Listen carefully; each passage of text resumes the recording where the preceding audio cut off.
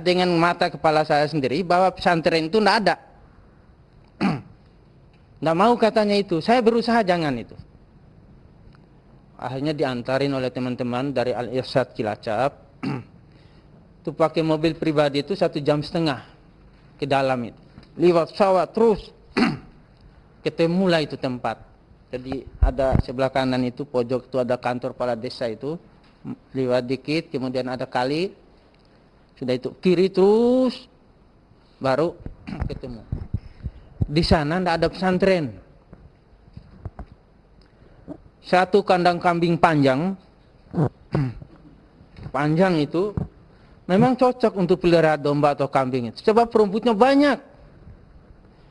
Satu lagi ada rumah panggung yang punya tiang kayak rumah orang ya tiang gitu, rumah kayu itu.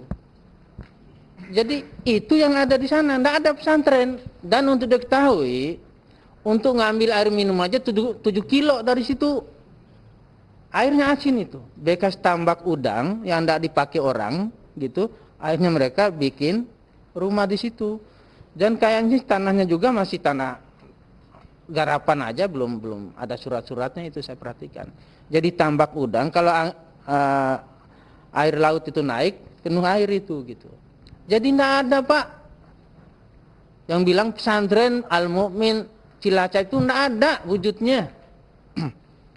Mereka minum ini, keluarga ini yang tinggal situ, yang cari duit itu, memang mereka itu keluarga. Beli air aqua 7 kilo dari situ untuk minum. Di aqua itu mereka minum gitu. Jadi bohong. Itu saya datang 31 Oktober tahun 2003 berarti 2 tahun yang lalu lah. 3 tahun ya, 2 tahun yang lalu. Nggak ada. Adapun buku-bukunya itu memang buku ingkar sunnah. Sesat menyesatkan itu. Udah kita bilang sama orang-orang, tapi memang mereka itu mentalnya kuat untuk mencari duit itu. Biar dibilang juga masih biasa aja begitu. Jadi Al-Mu'min Cilacap itu adalah tidak ada pesantrennya itu gitu. Nggak ada. Dan buku-bukunya itu buku ingkar sunnah. Kemudian yang menarik mereka harus kita tahu bagaimana sih paham ingkar sunnah ini sehingga bisa sesat itu. Mereka mengartikan atiullah wa atiur rasul itu atiullah taat kepada Allah, atiur rasul taat kepada Allah, kepada atiullah taat pada Al-Qur'an, atiur rasul taat kepada Al-Qur'an. Sebab dasarnya wa ma yantiqu anil hawa in huwa illa wahyu yuha. Jadi semua yang diucapkan oleh Rasul itu adalah wahyu. Wahyu itu Al-Qur'an itu. Di luar Al-Qur'an tidak ada lagi gitu. Jadi mereka itu Allah itu Al-Quran, Rasul itu Al-Quran. Di situ mulai sesatnya mereka itu. Saya pernah berdebat dengan Haji Sanwani ini, rame pasar rumput. Mereka itu datang pada pengurus masjid sekitar sana. Kalau ingin masuk surga ikutin saya. Beraninya begitu Haji Sanwani itu. Kalau ingin masuk surga ikutin saya. Jadi semua pengurus masjid diajak begitu. Siapa yang berani debat, ayo debat. Maka terjadilah perdebatan di pasar rumput itu. Begitu terjadi perdebatan yang ditanyakan oleh Haji Sanwani pada saya waktu itu. Min, dia bilang, ya memang kena guru kita kan. Saya mau tanya sama kamu.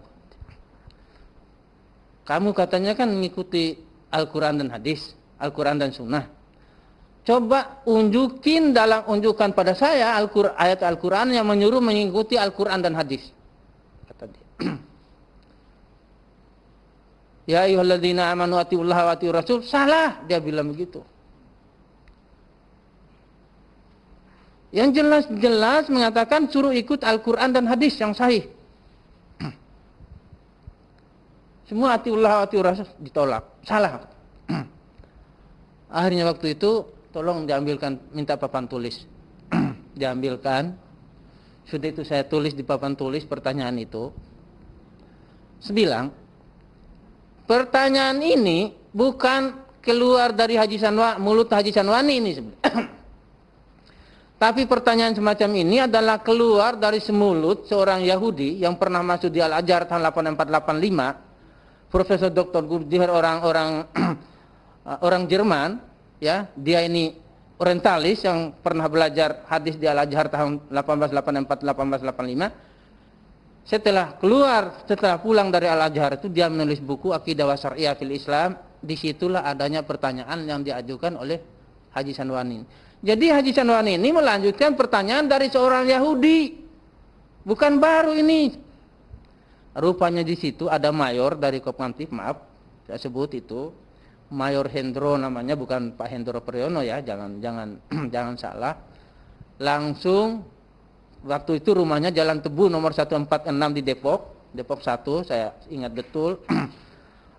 Menyetop itu perdebatan, alasannya jangan bicara politik dalam masjid, begitu oleh Pak Hendro itu.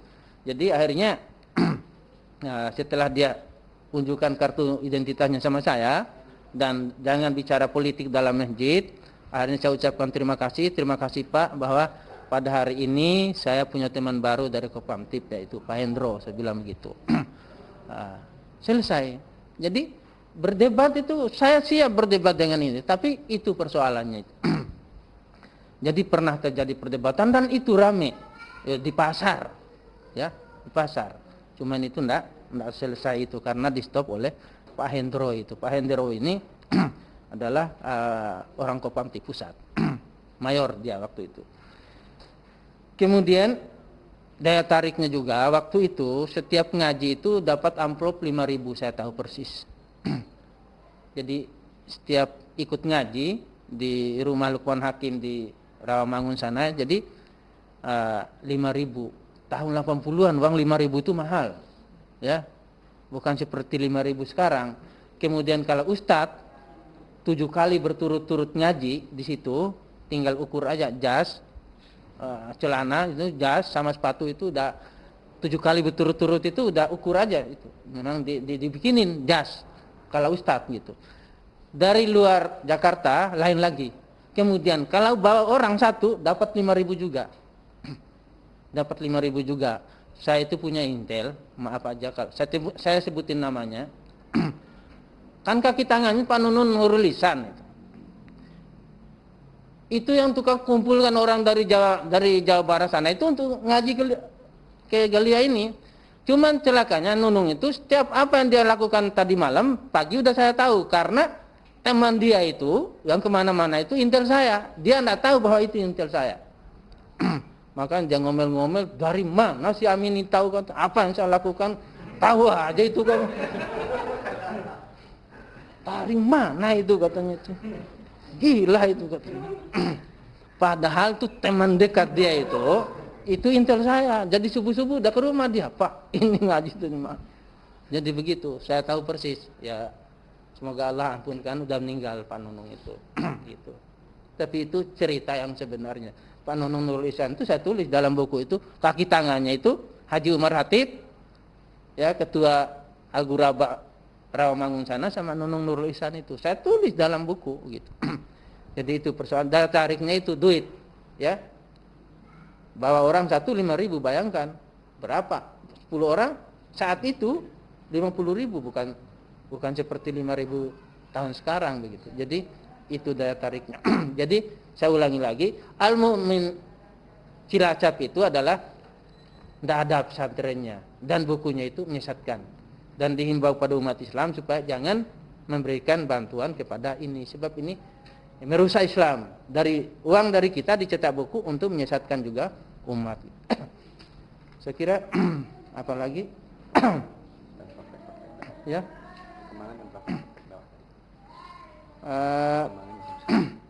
Perkembangannya kalau secara organisasi setelah Pak Lukman Hakim, Lukman Saad, Direktur Galia itu meninggal, memang mereka itu tidak terkoordinasi begitu, tapi masih saja karena ini namanya ideologi mereka itu yakin betul dengan kebenaran ajaran mereka itu dan yakin betul bahwa kita ini sesat. Jadi mereka itu kemana-mana itu menyebarkan faham sesat mereka ini, termasuk di Padang, ya, di Sulawesi Selatan banyak itu, kemudian di Irian sana banyak, dan juga di Jakarta ini. Dan untuk diketahui, saudara Adria Jamura itu adalah sekarang itu, maaf, jadi direktur